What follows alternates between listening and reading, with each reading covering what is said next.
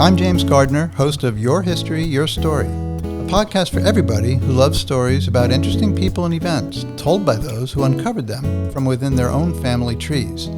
This, we hope, will inspire you to discover and celebrate your history and your story. Jimmy Hawkins is a classic TV and film actor known best for his role as Tommy Bailey in the iconic 1946 film It's a Wonderful Life. In addition to this Christmas classic, he's appeared in various other films and television shows throughout his career, including Leave It to Beaver, Petticoat Junction, and The Donna Show. Jimmy also appeared with the king of rock and roll, Elvis Presley, in 2 movies, Girl Happy and Spinout. Over the years, Jimmy has enjoyed participating in positive and encouraging endeavors, such as entertaining U.S. troops in Vietnam, and, together with Henry Denker, wrote the movie Love Leads the Way. The movie highlights the power of love, friendship, and the incredible assistance that guide dogs provide to people with visual impairments. In this episode of Your History, Your Story, Jimmy, who is also an author and movie producer, will be sharing memories from his incredible career, and will talk about the many ways Frank Capra's It's a Wonderful Life continues to inspire him to share its positive message. I'd now like to welcome Jimmy Hawkins to our show. Welcome, Jimmy. Hey, thanks for having me. It's a pleasure. Well, the pleasure is mine because you have been in so many television shows that I absolutely loved as a kid. I mean, they say that, the kids have their computer screens now and YouTube and video games, but I had my black and white TV set and I watched so many shows that you were in. And of course, the movies that you were in as well. So glad to have you on the show. Well, that's great. I think it's going to be fun. It is. So, Jimmy, I'm going to start by asking you, how did you originally get into acting? You started acting at a very, very young age. Could you tell us about that? Yes, I got in the business when I was 2.5. My brother was in it before I was. So I got the same agent that he had, a lady by the name of Lola Moore. And at that time, she was the kids' agent. If you were anybody, you'd be with her. And she knew all the studio people. She was quite a character. But she's the one that represented me. And I had her till I was like 17 or 18. And then she was known more for having kids and not young adult actors. So I moved on to another agent. Right. Did you live out in California at this time, or how did your parents get you into acting? Well, yes, I was born and raised in Los Angeles. My mom's side of the family was in the business. Her uncle was in the silent film era and was the art director for Charlie Chaplin.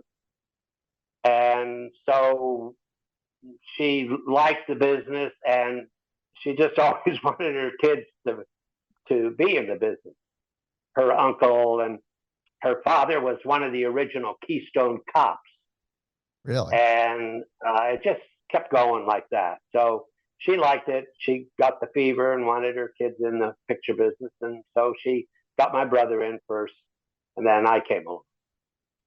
Yeah. So what was the first movie? What was the first job you had as an actor, Jimmy?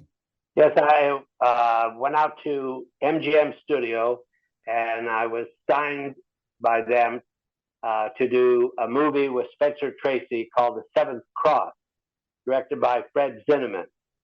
And while I was doing that movie, the AD came up to my mom and told her, she said, on the next stage, they're looking for a kid to play Lana Turner's son. They can't find anybody. But I'm telling you, your kid would be perfect. So if things slow down here, I'll take you over there, and then you can meet the director and see if he feels like I feel. So I guess there was a break in the Seventh Cross where they didn't need me for a time, and Jessica Tandy played my mother in the Seventh Cross, and Hume Cronin was my father. So I went over, I guess, and I have a great photo of me meeting Lana Turner. My mom's holding me in her arms, and the director is there, and Lana Turner. And so I guess they liked me. So when I finished that movie, I went right into the Lana Turner movie called Marriage is a Private Affair. And I always worked at MGM. In fact, at our house, it was called MGM because I did so much all through the years. First movie I ever did was there with Spencer Tracy. And the last film, I co-starred with Elvis Presley in a couple of movies for MGM. So it was a nice run. I never stopped working from the time I was like 7 to 28, 29 years of age. I was very, very fortunate. I got 2 jobs, and they lasted 11 years. One was TV was coming in, and there was a brand new network called ABC, and they had signed on to do one of the first family shows on television with a movie star from the 30s and 40s called Charlie Ruggles. So we did a series for 3.5 years called The Ruggles. And I played his son, Donald Ruggles. I was one of twins in the TV series. So, and then that lasted for over 176 shows we did live from 1949 to 52. Then about 6 weeks after I finished doing the Ruggles, my agent, Lola Moore, said they wanted to meet me at Flying A Studios. That was Gene Autry's studio. They were doing a series called Annie Oakley, and they needed a brother. So I went out there and went 3 or 4 interviews. You always go on 3 or 4. They see everybody in town, and then they start honing down, and got to be me and another kid. And then we got the chance to see the head of the studio and Gene Autry, and they interviewed both of us. We didn't have to read or do anything. And after they talked to me, they said, okay, now wait outside, and then we'll come out and tell you who's going to play Tag Oakley. So they came out, and they pointed to me, you're Tag Oakley. And that lasted 6 years. So I've been very lucky. I worked for 11 straight years. I'm very fortunate and had fun doing it. Yeah, you had a lot of fun. So I want to back up a bit here before, because I want to talk about some of these TV shows, starting with Annie Oakley. I actually watched a part of an episode yesterday about it, and I want to ask you a question about, but you also, as a little kid, I think you were 4.5, you were cast in a movie that is an iconic movie today, particularly at Christmas time. Can you tell us about that and what you remember about it? Okay, you're talking about It's a Wonderful Life. Absolutely. So the agent, Lola Moore, sent me out there with my mom for an interview. And then there was like 2 or 3 interviews. They kept honing kids down. And, you know, Frank Capra thought this kid looked good with this kid. So he honed it down to a Spore Bailey kid, and then had us all out there and took us on the stage. And they were rehearsing with Jimmy Stewart and Donna Reed. And so they brought Jimmy Stewart and Donna Reed out of the Bailey house, and we were on the porch, and they had a still photographer there, and he took our picture. And bingo, Frank Capra said, that's my Bailey family. So we worked 12 days on the film. We had to go out there every morning. I'd wake up and it would be dark outside. We'd take streetcars and buses out to Culver City. And people were opening their shops in the morning. I remember sitting on a bus bench, and a guy would come out and get ready for the day's work. And then we'd get over to the Culver City studio, RKO Cafe it was called. And We'd shoot every day for 12 days, and they had snow outside of the house on the stage. They had, of course, the beautiful Christmas tree. It was so bright and shining every time we got there in the morning. And we went to wardrobe and then makeup, but kids didn't use much makeup. They just kind of powder you down.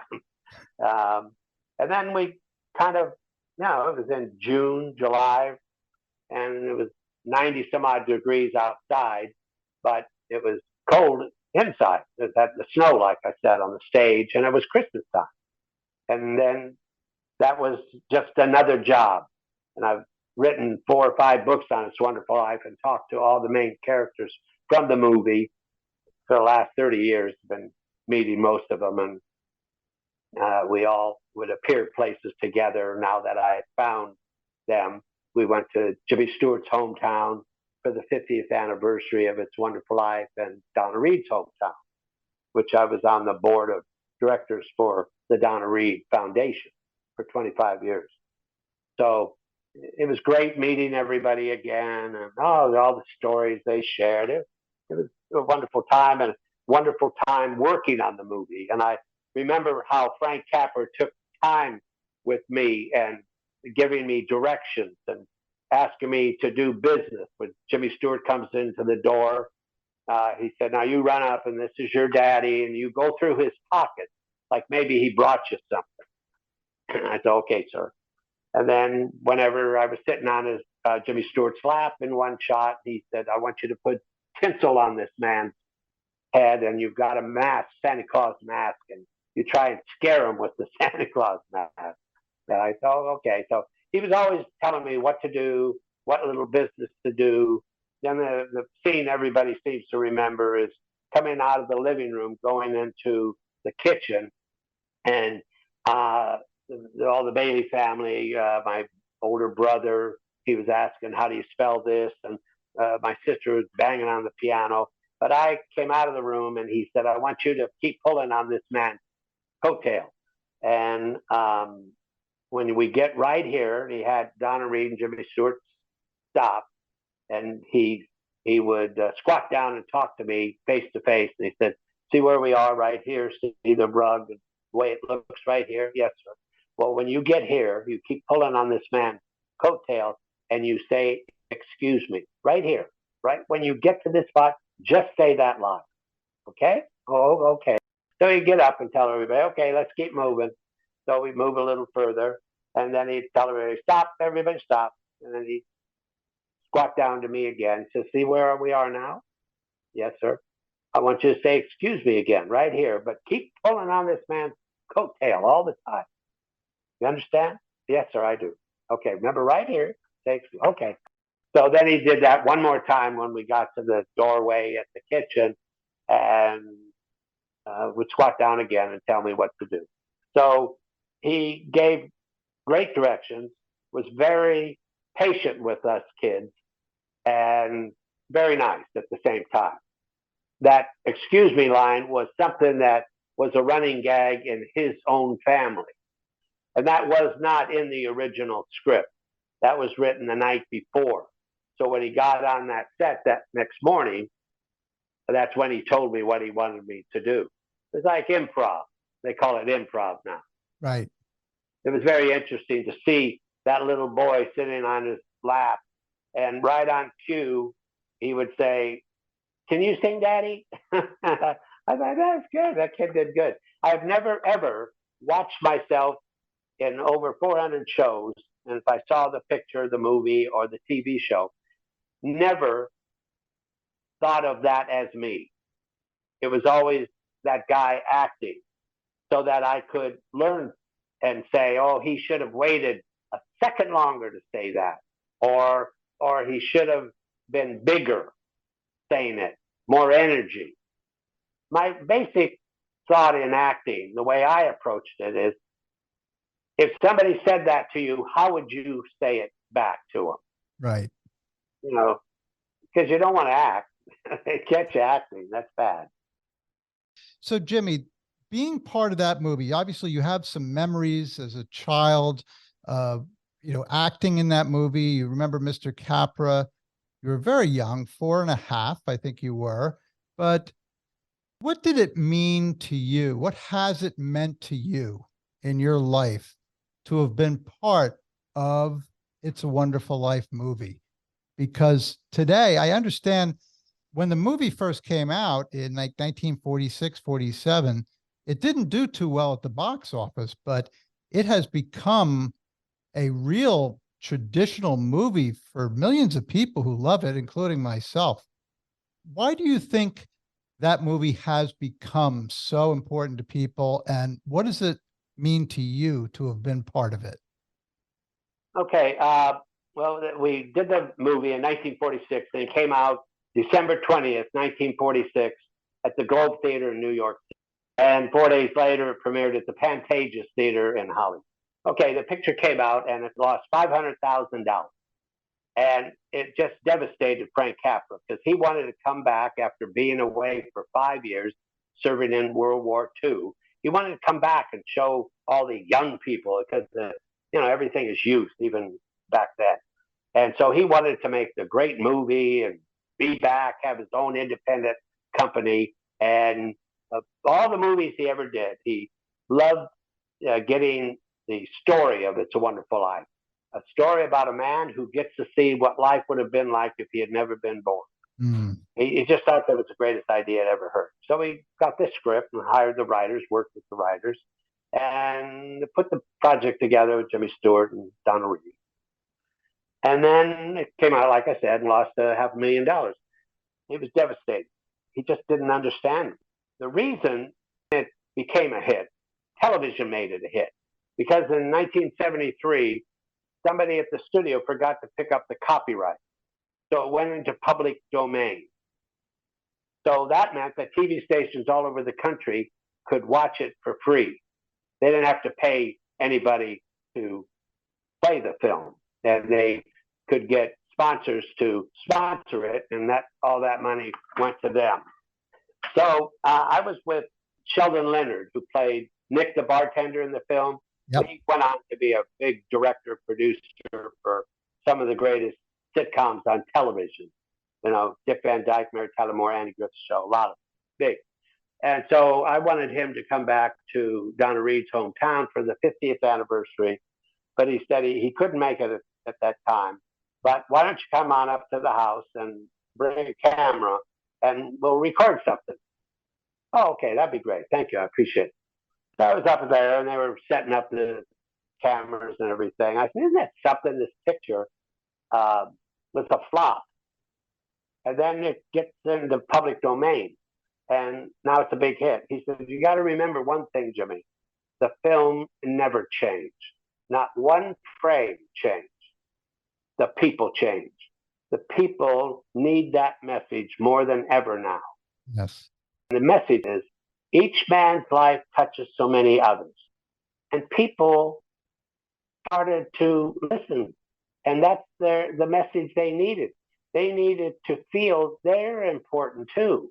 Just because you don't have $1 million doesn't make you not important. You mean something. You saw George Bailey thought he did nothing in life, but he got to see life, what it would have been if he had never been born. And that town changed, the people changed, just because he ran that building alone and got people loans and tried to get them a house so that they could enjoy life. And he did all that. He went to all the places that he grew up in, people he met them again, and saw how miserable they were. Donna Reed's character, Mary Hatch, never married. She became an old maid. And just go through all the characters of the movie, and they weren't around. Or they were, but they didn't do what they did because George Bailey was on Earth. Right. So that's the answer to your question. Why do people like it? Because it makes them show that they can make a difference if they want to. They can. We all can. The whole world would get off its axis if one of us was not here. It just couldn't stay. It just couldn't, because you touch a life, And then that person that you gave life to goes out and touches other people, and it just grows. It just grows and grows. And that's what's happened to the movie. The message of that movie grows and grows bigger every year. And every year, more people need that message and get the message. And it makes them feel good that maybe there's a little of George Bailey in me. And so that's why that movie's a hit. Yes, I agree with you 100%. Now, this movie, The Wonderful Life, is, as you said, it's something that we need to hear, and particularly people who maybe are in a really dark place really need to hear it. And I understand that not too long ago that you saw a real need, actually in a particular prison, where you felt that the prisoners could benefit from the message of It's a Wonderful Life. Can you tell us about that, Jimmy? Yes. When the movie first came out, a copy of it got into a California prison, and all the inmates got to see it, and they wrote letters to Frank Capra. Well, it sat in the warden's office for a year, and finally he called Frank Capra and told him that his film last year played at his prison. Frank Capra didn't even know that. And he says, I've got over 300 letters here. I want to send them to you. Where do I send them? So he sent them. And Frank Capra read the letters. And he saw how these people got the message.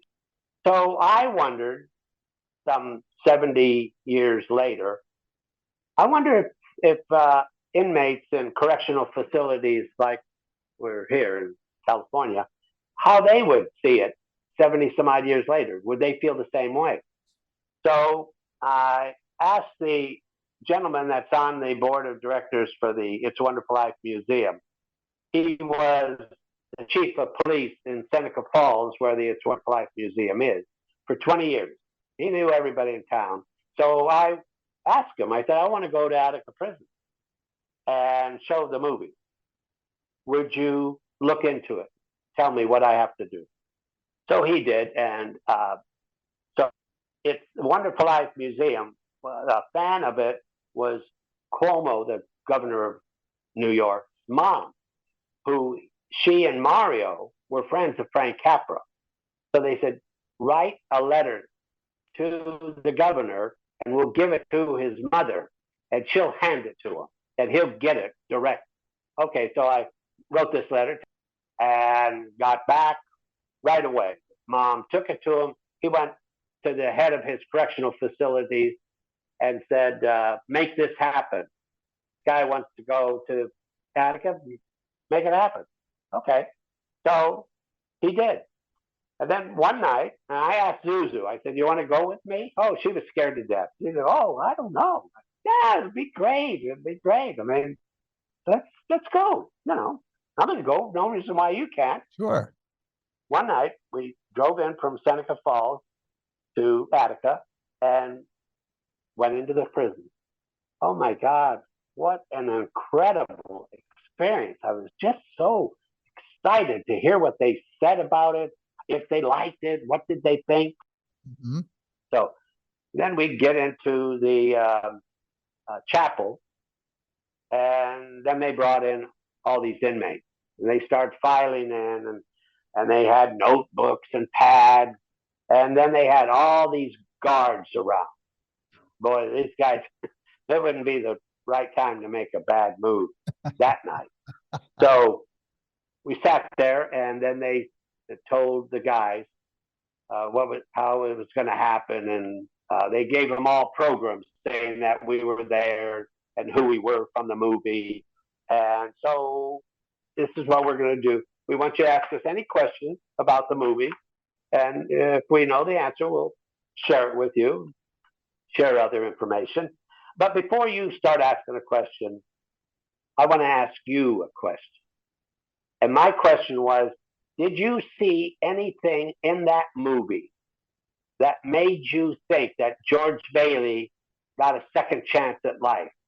Just like you guys are getting a second chance at life here.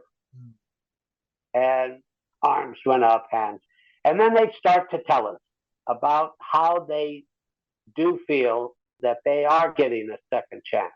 They too are like George Bailey. They're getting a second shot at life. And they told us that they've been in and out of penal institutes for all their life, but they're tired of it. And they would share stories about their family and that they're not getting a chance to see their family, be with their family. And this is what they liked about the movie. And everything was very positive. And they were well versed on the film and had all their notes. So now it's 2 hours later, and it's time to have to wrap it up. So inmate stood up. He said, "Mr. Hawkins, I have this program here, and I want to know if you would sign it for me.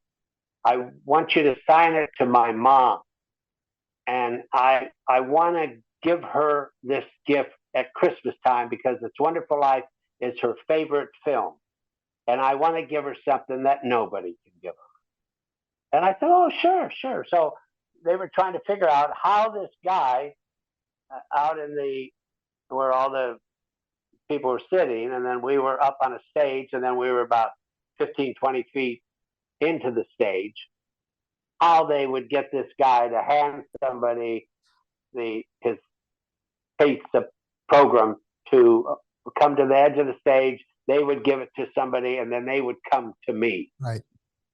And that's what they figured out.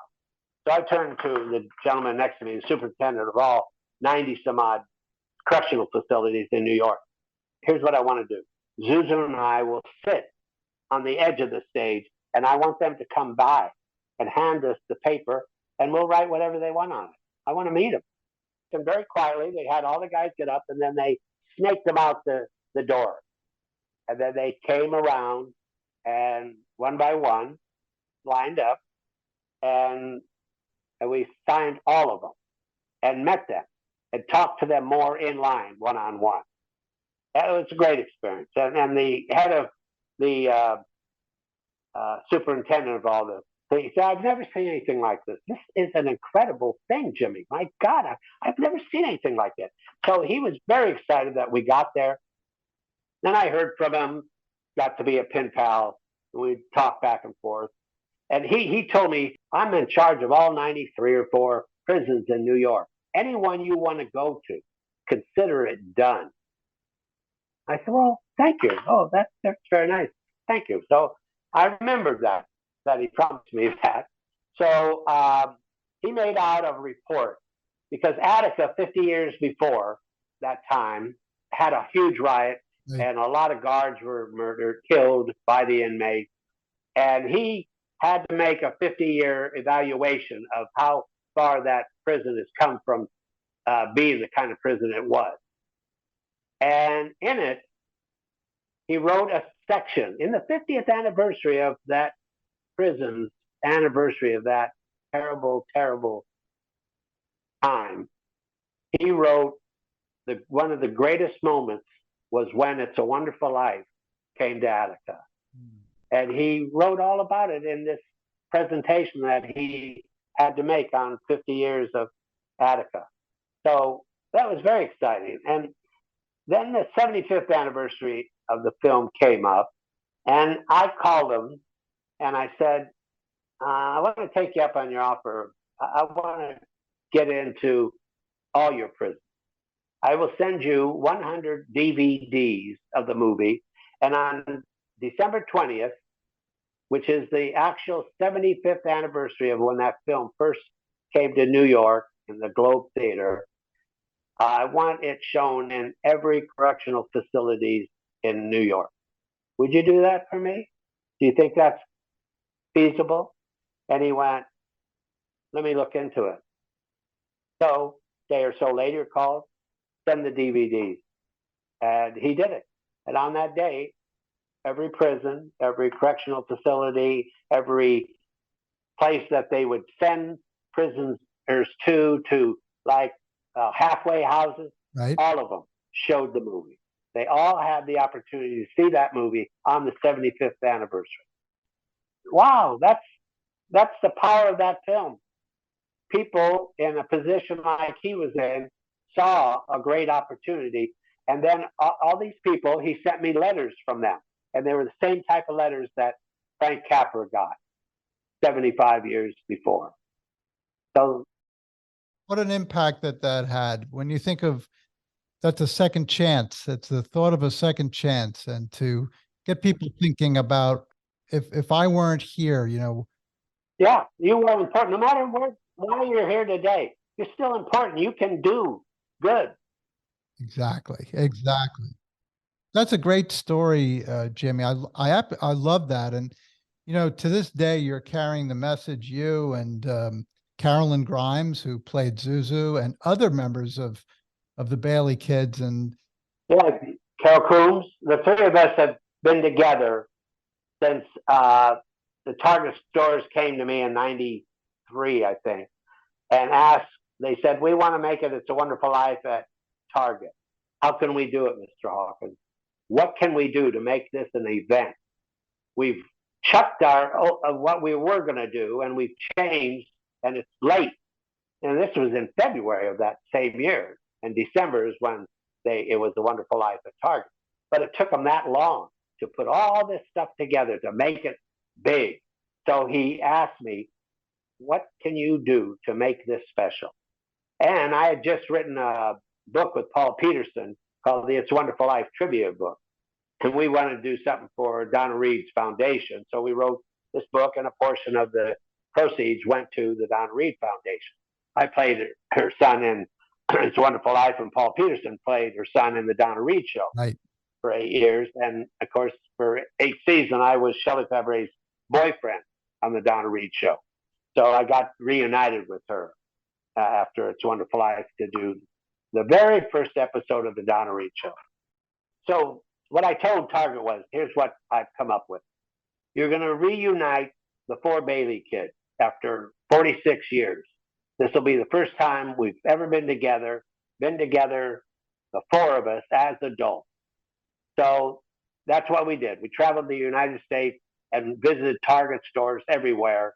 And the people were lined throughout the store waiting to meet the Bailey kids. And that year I came out with an It's a Wonderful Life calendar. And they had ordered Target stores 25,000. And then we signed them for people at all the stores. They just come back and we just signed these calendars, at all these stores. And they said, "Well, how do we best do it?" I said, "Well, when we get to a town, they all have a morning show. So we'll go appear on the morning show. Good Morning Florida or Jacksonville, or wherever we were, Oregon."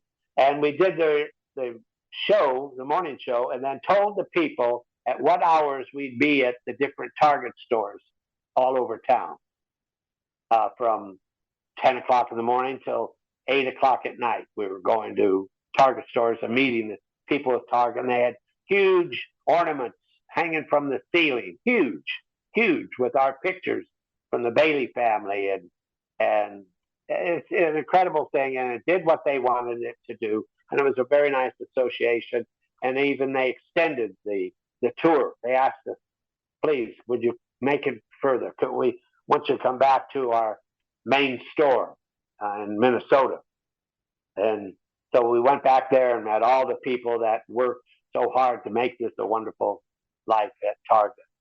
It was a great experience. Great. So that's what they did. That's where we went out. And then other people asked us to go out on their behalf. I even rang the bell at the New York Stock Exchange. Oh, that's great. And we had all those high rollers, all these wealthy guys, and they were like little children. They couldn't, but look at the Bailey kids up there on this podium ringing the bell. And look at Zuzu. Oh, there's Zuzu. Oh my God. And then we went down on the floor and walked, and they were all over it. It was a great, wonderful experience. It's just everybody loves It's a Wonderful Life. They want to be a part of it. People come up to us all the time wherever we're appearing. We get together at Seneca Falls at the Wonderful Life Museum during the Christmas holidays for a big It's Wonderful Life festival. And they have a bridge in town exactly like the bridge in the movie, because all the bridges up and down New York is that bridge? And it's the one that George Bailey jumps off of. And supposedly Frank Capra was there before the movie shot, and he was on that bridge, and he walked through the town. He kind of fashioned Bedford Falls out of Seneca Falls, and this town is known for that now. This is a stand-in for Bedford Falls, and people come. They have a 5K run or something, and they start from the bridge. And there's over I think there was almost 7,000 people in the race this last Christmas. And so people come to the festival to meet us, sign all their stuff, and we have talks about It's a Wonderful Life. And it's really quite something. The people share stories. They bring their kids and tell us, oh, I always used to get to see the film with my parents, and now I do the same thing with my kids. We all watch it together, and they have wonderful stories. People come up to us and told us that they thought about committing suicide until they saw It's a Wonderful Life. And they said, no, I can't do that. I have something to give, and I have to stay around and do my bit. So really something. It is. And, that's how my wife Kelly and I met you at the Wonderful Life Festival in Seneca Falls last December. And we had the honor of being able to sit and have dinner with you. That was really a very special evening, and to be able to meet you there. And then we had another connection outside of It's a Wonderful Life, and I just was blown away by your thoughts about that movie. And it's just a wonderful evening. I thank you for wanting to be there. Of all the charities and things you can do during the holidays, you picked to be with the It's a Wonderful Life Festival, and I got the opportunity to sit next to you, and I thought it was great. It was a real fun time. But I also, you were in that great movie at 4.5 years old, but I want to just quickly move through the era of really the 1950s and the early to mid 60s, when your career really took off. As you mentioned before, you got a lot of acting jobs, and I would imagine that's not the same for all child actors and actresses, that sometimes the jobs just dry up or fizzle up, or you're not the right one for a right role or what have you. But you mentioned about Annie Oakley. So that ran from 1955 to about 1957. You played. We started making them in 53, and the last one we made was in 57. So we did 81 shows in that period. And when we weren't working on the show, well, do you have a question to ask? Yeah, I wanted to ask a question. So you played Annie Oakley's little brother, and it was a Western theme program. And I was watching a clip from that show, and your character jumped on this horse and sort of took off on this horse. Did you actually know how to ride a horse, or was that a stunt double, or what happened? First couple of years, I had a stunt double, but then I got to be an expert, and I got my own horse, and he started doing the show. And then they came to my mom, and the reason I got the horse said, Mrs. Hawkins, the show's very popular. We think it'd be a good idea for Jimmy to get an act together, and then he could go out and do rodeos and home shows and appear. When we're not shooting the films, he could go out and meet the people and do state and county fairs. Oh, okay. So everybody thought that was a good idea. So I got a horse. I had a trainer named Mark Smith. He was a big Hollywood trainer of people with horses. And he taught my horse to do a bunch of tricks. He would say yes or no, bow, say his prayers, count, laugh, smile. And then for a finale to the act, we jumped through a hoop of fire. And that was interesting. So I knew how to do all that because I got to be an expert rider. So when you said, oh, you jumped on the horse, well, yeah, I could do that. And you light something up, I'll jump through it. Well, that's so, amazing. Yeah, I love doing that series. In fact, my boss was Gene Autry. And the show got to be so popular that he had his audience, the Gene Autry fan. But then he asked would I go with him on tour, and then I would bring in the younger fans. so that he would, draw more people to his show. Not that he needed it, but he wanted to do that. So, to 10 weeks, we went out this one year and went to all fairs and all sorts of things. And we'd always, and this is something I did always when I go to town, and then that the Children's Hospital, the Shriners, wherever we were, I would go and visit them because they couldn't make it to the show. So we'd go to the show to them, and I would go down the hall into the big room where all the kids were, and then I would ask Pixie about questions and would ask a boy and say, son, what is your name? He said, my name's Bobby. I said, okay, Pixie, you know how old Bobby is? And Pixie said, yes. I said, okay, so how old are you, Bobby? And I'd look over his shoulder and the nurse would be standing there and she'd hold up her hand, 5, 6, or whatever. Nobody else would see it. She just very discreetly. And so the horse would count the kids. My own kid couldn't believe it. Oh my God, Pixie knows how old I am. Oh, so that's what we do every town we go to. Whether I was with Gene Autry, we'd go to all sorts of places, meet kids that, like, it kind of was like what later became Make-A-Wish. I was in Trenton, New Jersey doing the state fair in 1958. I think it was, yeah. And they said, this little boy wants to meet you. He got some condition and he's not going to be around long. So I went to his house, and Tig Oakley was there to visit him and sign his papers or whatever he wanted to have autographed. And the next morning on the front page of the Trenton paper was me sitting with this young boy talking about the Annie Oakley series, anything the boy wanted to talk about. And I did that quite a bit. That seemed to be popular, but always going to Children's Hospital and meeting the kids. That was definite, no matter where I was. Yeah. So I love doing that because it wasn't just doing the Annie Oakley series, going out and meeting people and doing live shows. I remember playing the Arizona State Fair in 1957, and they asked me to come in one day for Kids Day, it was called, Kids Day. Tig Oakley is going to be there for Kids Day.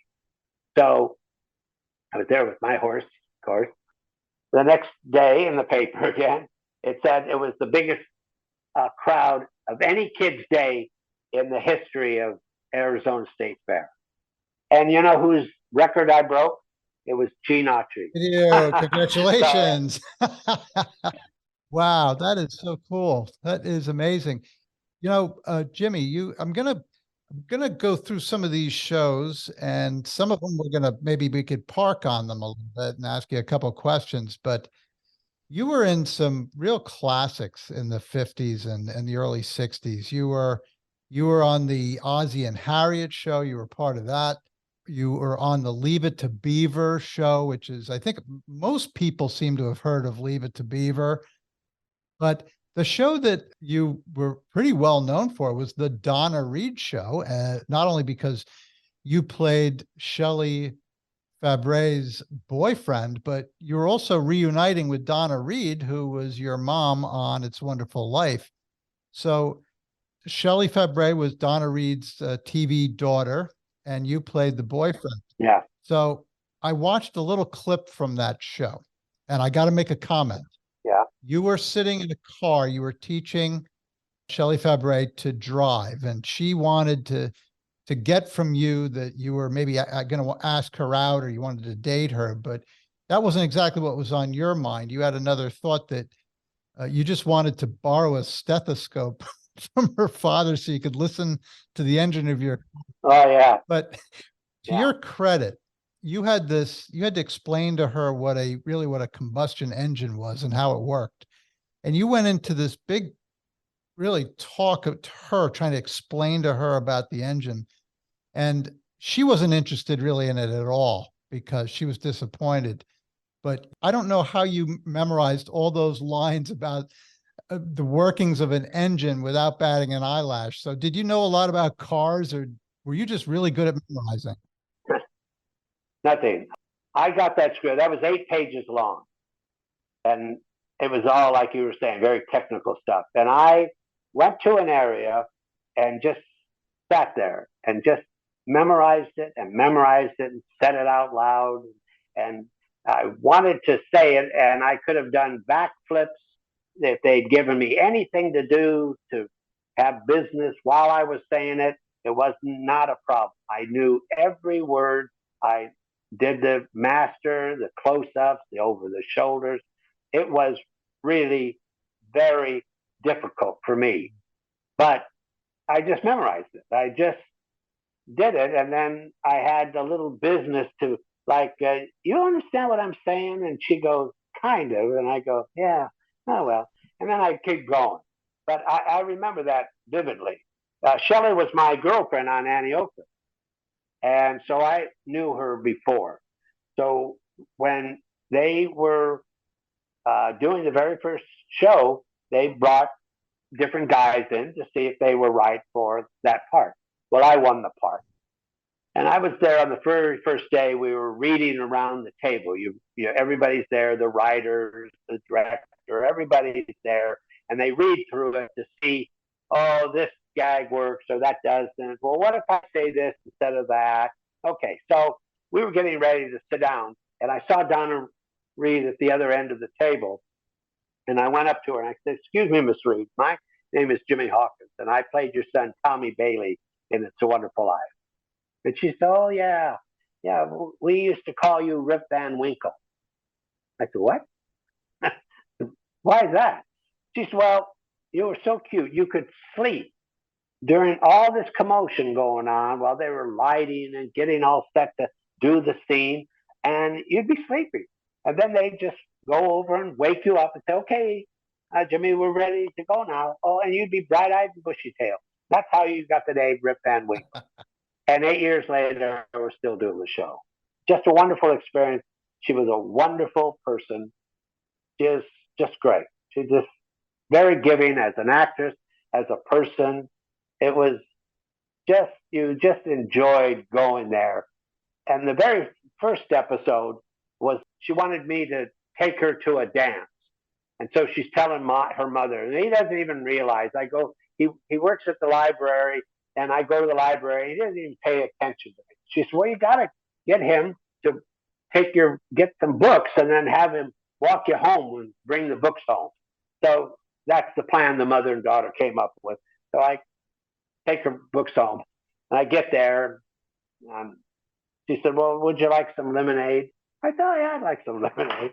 So while she's going there, I'm asking Mary, talking, and she comes in with the lemonade, and then they talk about dancing. I said, "Oh, I can't dance." "Oh, you can't dance?" "Oh, well, Mary's a very good dancer. She could teach you to dance." I thought, "No, I don't think so. I don't very good." So we start dancing, and I step on her foot. And I said, "See, I told you, I'm no good, and I'm going to get out of here. I'm sorry if I bothered anybody." "No, no, you come back here," Donna Reed said. So Shelley's out of commission. I stepped all over her foot. So I start dancing with Donna Reed, and that's what happens in the episode. I fall for Donna Reed and not the daughter. That sounds like fun. You also worked on some other shows that I watched a lot as a kid. One of them was My Three Sons with Fred McMurray. And how much did you work on that show? I just did 2 or 3 of them. Sometimes they would ask you to do a show, but you were doing something else, and you couldn't do it. The one that they asked me to do was Leave It to Beaver.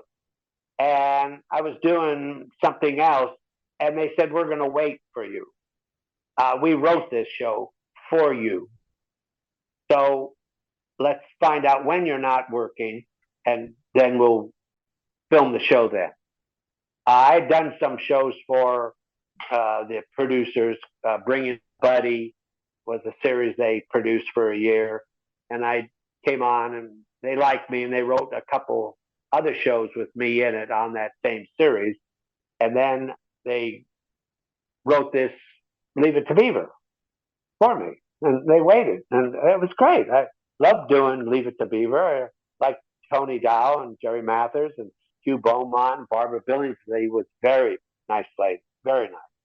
So I enjoyed that show, but then I did Fred McMurray, and the episode is my girlfriend falls for him. So I go to his work and tell him that this has got to stop. I mean, um, the scene was very complex because it had a lot of levels in it. Because I was frustrated and I'm mad at him. Oh, you can't, you got it. And I'm just very frustrated. But you jump from a few words to another kind of feeling. And it was difficult to keep track of, but it had to happen within a short period of time and show your frustration. So we shot that main shot, and then they came around for the two shot of Fred McMurray and I. And so they said, okay, let's light them. And okay, guys, step out, second team. And the cinematographer jumped in. He said, just wait just a second. And he asked Mr. McMurray, he said, Mr. McMurray, it'll take me not even a minute to light this. Would you stay for it? You know? And he turned to me and said, you want to do that? Should we stay? I said, oh, sure, that's fine. Okay. And he turned to the cinematographer and said, yeah, we'll stay, no problem. So while he was lighting for this thing, and this was a fabulous moment for me. I just was so, oh my God. He turned to me, he said, I want to tell you something. I think you're a very fine actor. And I go, well, thank you. I mean, that never happens. I mean, Big compliment. But for the star of the show to stop and tell you that, wow. And Fred McMurray. Oh, sure. And then the others I did, they were running together. I mean, it sounds terrible to say, but I was very lucky. I worked a lot and did a lot. Some shows growing up when I was older, and then I would see a Western. I did at Republic with a Western star. And then I see it years later, and I don't even remember doing it. Isn't that something? I don't even remember standing there on the set saying those lines. But yet, It's Wonderful Life, I'm 4.5, and remembered everything vividly on the set. I remember mostly once I walked off the stage into the dark, which means behind the camera.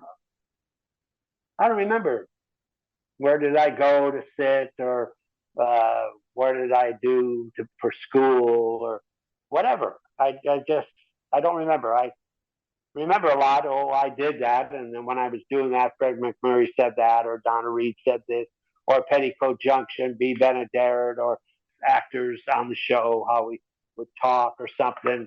Otherwise, no, don't remember too much.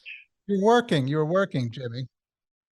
You were working. Now, many of us would, if we saw, if we worked in an office for years and somebody played a film of something we did one day at the office, we may not remember doing that, but because you were working, that was your job. I was doing a movie at Columbia called Zot, and I got a message to call my agent. I called them. They said, Ozzie Nelson wants to meet you at 1:00. Can you get over there? And it wasn't too far where they shot that show. So I asked the AD, am I needed 1:00? No, well, no, just be back by 3 and you'll be fine. Oh, okay. So I went over and went to the office to meet Ozzie Nelson. So ahead of his production was there a guy named Leo Pepin. So he said, Ozzie knows you're here and he'll be here in a minute. So all of a sudden, in comes the door. Here comes Ozzie Nelson. Oh God, there's Ozzie Nelson. He said, oh, hey, Jimmy, thank you. And he told this guy, I told you he didn't have to come in. Just find out if he wants to do our show. You want to do our show? I'd love to do your show. Okay. All right. Get him the script and blah, blah, blah. And he said, I loved you last night on the Donna Reed show. That's where we saw you. And I think you'd be perfect for our show. And I did that show for 2 or 3 years. And it was great. Mrs. Nelson was fabulous. All the people, David and Ricky and Ozzie and Harry, were the way you see them. Nice people, no star time. Ricky Nelson was very humble, just a real good family. And you know, they meet all these different girls on the show and the different guys. There were like football players. Ozzie Nelson was a big fan of football. And I'd met Charlie Britt on the show, and he was the rookie of the year with the Rams his first year. And then I got to know him, and we got to be longtime friends. And a lot of nice things came out of the various shows that I've been involved with. It's just been a wonderful experience. Yeah. You talked before, you said, well, some kid actors, they just do that and then you never see them again. But you have to reinvent yourself. I couldn't be the kid on the Ruggles at 18 or 20. I couldn't be Tag Oakley at 18 or 20. It would look silly to do what made me popular then, to do that on Donna Reed or Ozzie and Harriet, supposed to be 20 years of age. You can't. And most of the kids seem to fall back on what made them cute, and it isn't cute at 20. So I said, now why did that guy be so popular and then he just couldn't get a job? And I was just lucky. I made all those transitions, and I had one more transition to make, I felt. And then I got a call to go to MGM. They wanted me to meet the director of a new Elvis movie. And the producer was there and the head of casting. And I was in the casting office that I had spent so many years going to this casting office to do a movie. I did a Lassie movie for MGM. And I did all these other movies for MGM. And I always had to go through that casting office. And here I am sitting out there on the same little benches waiting to meet the casting director for the Elvis movie. And I went to the room that I had been many times.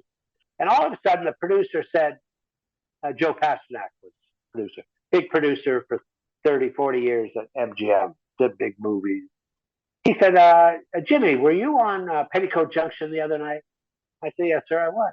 He said, he turned to the director, said he can do anything. What I want you to do is come back, Jimmy, meet with the director. He'll tell you about the parts, and you tell them what part you think you can play the best. And that's the way it'll be. Okay? Oh, okay. So a week or so later, I came back, and the director said, here's the three parts. Which one do you think you'd like playing? Well, I knew this was coming up, so I called a friend of somebody I knew over at MGM, head of new talent or whatever. They had the school with the young stars that they put under contract. And I asked him, I said, do you have a script over there called Girl Happy? He said, yeah, I do. Can I come over and read it?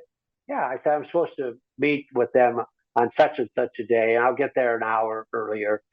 And he said, okay, just come by my office and I'll give it to you. So I read it, and I knew exactly what character I wanted to play.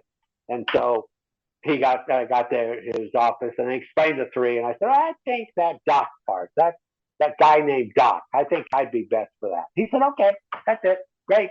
So the agent made the deal, and I got to do the film. And what was exciting about it, not only, wow, Elvis, Shelley Fabre played his leading lady. I was the very first person to be signed for the movie, so they were going to test a girl to play opposite Elvis. And they called and said, we want you to play the Elvis part for the test. Would you do that for us? Oh, yeah, sure. Yeah. So I did the test with the girl. And the girl was real good, but wrong for this part. But very good, and became a big name, but was wrong for the part. So we did the master, and then the director said, okay, move in for the close-ups. And then I stepped out of the scene, and then I'm behind the camera. And it was like going from day to night. It was just so dark, always behind the camera. And I stepped out, and I stepped about 2 steps, and a flash came in front of me. You know, I had stopped me, and I was standing right in front. Jimmy, yes, sir. Tell me about Shelley Fabre. Now, I knew this girl, and I know Shelley. Shelley, long time childhood friends since we were 12, 13 years of age. So I'm going, oh, well, I don't want to put somebody down. So I phrased it this way. I said, well, if this situation, pointing to the girl on the set, they're lighting now, if this doesn't work out, Shelley Fabre is this part. And then I guess they'd been talking to her and they signed her. So we got to work together. And that was quite a thrill. I bet that was. Yeah, from the Donna Reed, Diane Oakley, and now we're both in an Elvis movie. What was it like working with Elvis? Well, Shelley and I were discussing that one day on the first week we were there, first couple of days. And she was in my dressing room. We have dressing rooms on wheels so that we don't go too far from the set. So she was sitting in mine, right? And you sit in hers, whatever was closest. So we were shooting the breeze. All of a sudden there's a knock at the door. Now the door is open, but it's very dark outside on the sound thing. So, we turned to the door. It wasn't like somebody's there. They would have to knock because it's dark and nobody usually comes by until the AD says, come on, you're ready, let's go. And we look over and it's Elvis standing there all by himself, no entourage. He said, I was wondering if, you're not busy, if I could come in and we could all talk. Yeah, okay. He just was a real nice guy. He was just very regular, no big shot, no big time, just very nice guy. Very, very nice guy. It was a pleasure working with him and doing business with him in a scene and, give and take as actors do. It just was great. Great. And then Joe Pasternak was doing another Elvis movie that next year. And so they brought me back to play Elvis's sidekick in this other movie. So when Shelley was the leading lady too, and she was Elvis's favorite leading lady and the only woman to star with him in 3 films. Shelley Fabre. That is so cool. What an experience for you to have, for her to have to work with Elvis Presley. Now, the second movie was Spinout. I think it was 1966, but in the late 60s, you stopped acting, right, Jimmy? And 68, I stopped. 68, but you took a big adventure in 1968 that involved going to Vietnam. Could you tell us about that? Well, I knew I was quitting acting. I was burnout. That's what they call it today. I had just done so many, almost over 400 shows and movies, and I just couldn't do it anymore. And I wanted to produce movies. So I said, what's a big way to go out, I remember when I was Tag Oakley, the last personal appearance I ever did with my horse and I was the marshal at the Rose Parade. Mm-hmm. And that's the last thing I ever did with my horse. And I said, that's a good exit. Now it would be a good exit to go visit the troops in Vietnam. And I was asked by the Department of Defense would I go over there for the USO? And because there was no people volunteering to go on these tours. They were all much older people. And the guys, they were maybe popular, but they weren't popular with the guys. They said, oh, you do all the shows that the guys over there know. We thought if you would like to go, we'd like to have you. So tell us whether you want a shake hand tour, a handshaking tour, or you want to do a show. And I said, I want to do a show. So I got 2 girls together and a buddy of mine, and I played the guitar, he played the guitar, and we did an act for 40 minutes. And we went all over for 22 days, all over Vietnam, the Delta, flew us out to battleships. Really quite an experience to do that. I was there 22 days and lost 22 pounds. Wow. Just never stopped. No time to do anything. And that's what we were there for, is to meet the guys, entertain the guys, do whatever we could for the morale of the guys. Wow. Thank you for doing that. Yeah, that was an incredible experience to drop into a war. So it was really something. The guys were great. We went to this one place down in the Delta and this battleship, and then all these other, the only way I could tell you, it was like PT boats in World War II. Yep. Well, they came up to this battleship and all around it, and there was like 15, 20 of them. all with the United States flag waving, and the guys sitting up on these boats, and then we were out on a barge, and then we do on land, we do that, and the same kind of thing would happen, but with tanks. And then the whole perimeter of where we were entertaining would be filled with tanks. And then a big audience would come, all the guys, you don't know where they came from.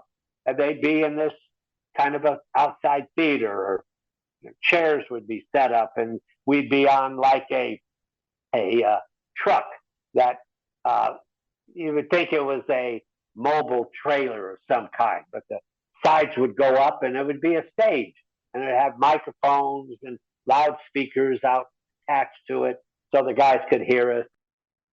Wow, what an experience. What an experience for the troops, because as you mentioned, you were on shows and things that these guys remembered watching as kids. Yeah, right. For the first time. They were there when they first ran. And they would show the Elvis movie saying, "I'm coming." He's coming and he's bringing girls. So Jimmy, so you left acting, you made a grand exit by going to Vietnam for 22 days, which is amazing. So Yeah. when you got back, you started getting to writing and producing, and you've done Right. so many things that we can't even possibly get into all of them. But there was a movie that you wrote, or you were one of the writers for the movie, which is one that's been a favorite in my family, is Love Leads the Way. For Disney, you did it, and it's about really the first seeing eye dog in the United States, and Morris Frank, that story. Now, I live in New Jersey, not far from Morristown, near Morristown, where Yeah. the seeing eye place is. So we've always liked that movie. And so when we found out that, you were one of the writers of that movie. I wrote the story and I produced the film. I had owned the book. A cousin of mine was at a 4th of July picnic. Our family would get together, and there'd be over 100 of us there. And one of my cousins walked up to me and said, "Hey, I read a book. I think it'd be perfect to produce this thing. It's called The First Lady, the Seeing Eye. It's about the first seeing eye dog." So I got the book, and I really liked it. And so I called the author and optioned the book. And we took it everywhere. But everybody turned it down. And then I heard that Disney was doing a new set of pictures for their new Disney Channel. And so I told my associate on it that Disney's doing this thing. I said, "Who do you know over there?" I'll call." So he set up the meeting. We went over there, and I would pitch the story. And they said, "Oh, that sounds good. Why don't you leave the script and we'll read it and get back to you?" I said, "Read the script? That's why we're here. I own this book, but we got to get it written into a script." "Oh, we don't do that here. We're just buying scripts that other people develop at studios or whatever. And then if we like it, we buy it from the producer like you." I said, "Well, no, that's who we're looking for, somebody to develop it. No, we don't do that. But would you read the book?" "Oh, yeah, sure. Here." Yeah. So about 2 days later, she called. "I read the book. Who do you want to write it?" They never had done that, and they did that for us. Wow. Okay. So I'd written a story outline based on the book, and then we sent it to writers, and I'd had a writer who did another movie for me, and I sent it to him. And I said, "I think you'd be perfect for this. What do you think?" And he said, "Yeah, I love it." So I told Disney, "Here's who's one. Oh, what picture did he do of yours?" I said, "He did this one. Can we see that movie?" "Yeah, sure." So the story of Mother Seton, the first American to be canonized saint by the Catholic Church. And so they looked at it and they loved the film, and they said, "He wrote that?" "Yeah, he wrote it." Okay. So he wrote Love Leads the Way. They liked it. I hired a director, Academy Award winning director, Delbert Mann, to direct it. And he was very popular, very well liked, and he brought in a lot of great actors. So we did it, and the highest rated film ever on Disney Channel up at that time. So that was The Seeing Eye. And to have you tell me about Morristown at that night at our dinner, and then said, oh, I said, yeah, Morristown, that's where the scene I is, right? Oh, yeah, right. Oh, yeah. In fact, they made a movie, you told me. I said, oh, yeah. And then I said, well, I produced that film. You produced that? Yes, sir. I did. Oh, my wife, that's her favorite movie. And oh, boom. And here we are working together. I love it. And you loved my movie. I said, oh, it's great. Well, thank you. I loved doing that film. It was a great film. A lot of great actors, Ralph Bellamy and Ernie Borgnine. He was reunited with the director who had directed him in Marty that got him the Academy Award. So that's how we got him. He read the script, Ralph Bellamy, Patricia Neal, she loved it. So it was a great experience. We worked on the street where Morris Frank lived and got his dog. And the house that he had lived in got burned down, but it was right across the street from a house that was for sale. And so we rented the house and redecorated it to look like the 20s inside and shot there in Franklin, Tennessee. And a wonderful experience. I love that film. Love Leads the Way. Great movie. And what I'm seeing is really consistent in your career is that the work you have done and continue to do is very uplifting, dealing with different issues, some hard issues, difficult issues that people, they move forward and they come out the other side, and there's always good messages and it's uplifting. And I just want to ask you this question. First of all, what do you want your legacy to be? When people are talking about Jimmy Hawkins and the work you've done, your career, your life, what do you want your legacy to be? I hoped that in working with them that they saw work ethics that was instilled in me, that I was very fair with people. I didn't cheat anybody. I'm not greedy. There's so much greed in this business. Everybody just is awful. It's not the one I was raised in. Just awful. But I do my thing, and I let people do whatever they do. I just keep going. I'm still here. I'm 81 years old, be 82 this year, and God still wants me around to do something. I'm here to touch a life for some reason. So until I finish my work here, he'll have me here. And my mom, we buried her on her 100th birthday. So maybe I'll be around. He'll let me be around more, just as long as I can do something to make a difference in somebody's life that they went, gosh, if you hadn't done that, I wouldn't have done this and that. And you go, wow, isn't that great how life is? It does. Each man's life touches so many others. True. If they weren't around, it would leave an awful hole. So that's all. I just said they saw my work ethics and maybe they picked up on them. But a Disney movie in itself.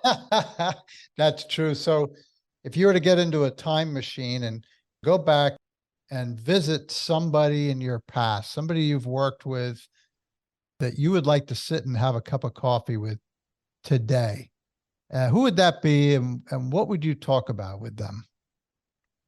Well, United Airlines did a story on me for the 75th anniversary of It's a Wonderful Life, and that's one of the questions they asked me.